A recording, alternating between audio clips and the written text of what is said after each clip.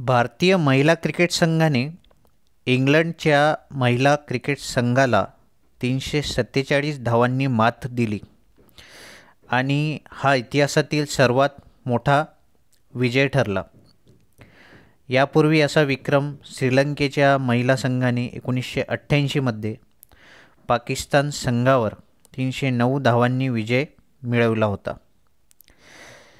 हा भारतीय महिला क्रिकेट संघ विरुद्ध इंग्लंडचा महिला क्रिकेट संघ यांचा सामना मुंबईतील डी.वाय. पाटील स्टेडियममध्ये पार पडला. आजच्या व्हिडिओमधून तुम्हाला एक प्रश्न आहे. पुरुष